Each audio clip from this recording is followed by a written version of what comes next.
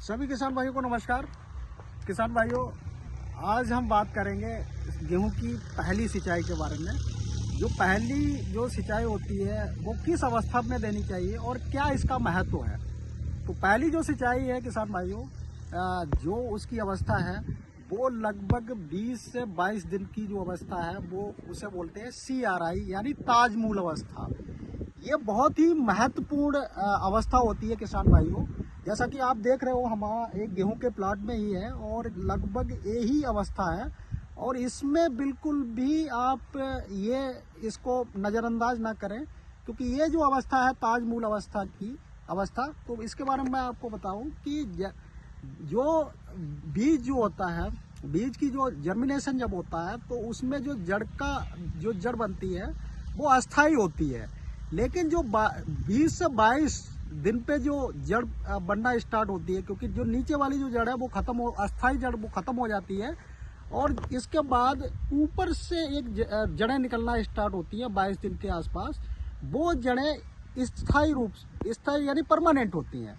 तो ये इस समय एक तो उस समय जो है किसान भाई, एक हल्की सिंचाई बहुत आवश्यक है और उस समय जो खाद है, यूरिया जो हम डालते हैं, उसके साथ ऐसी चीज़ का प्रयोग करना चाहिए जिससे कि जो जड़ें हैं वो अधिक बने और ज़्यादा मात्रा में बने, जिससे कि पौधे में पोषण जो है वो बढ़िया से हो सके।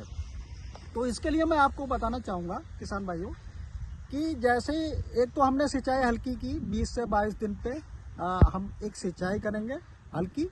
और सिंचाई में ये ध्यान रखें कि आपको ज़्यादा भर के पानी नहीं लगाना है, हल्की सिंचाई करें जिससे कि पानी ठहरे ना।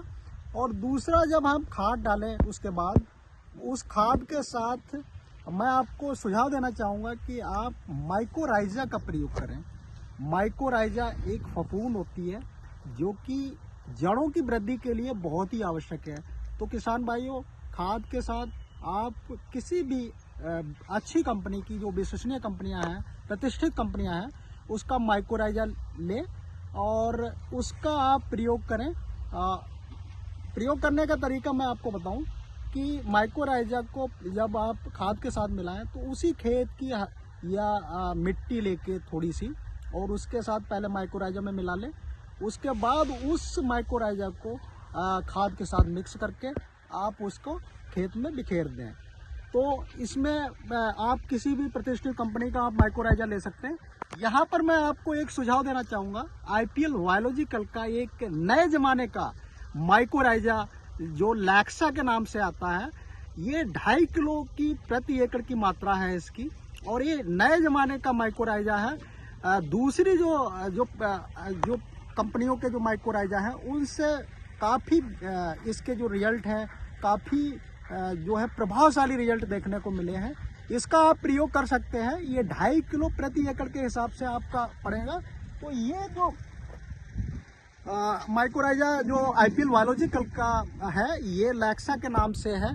आप देख सकते हैं ये बकेट है, 2.5 किलो प्रति एकड़ के हिसाब से आपको इसे डालना है।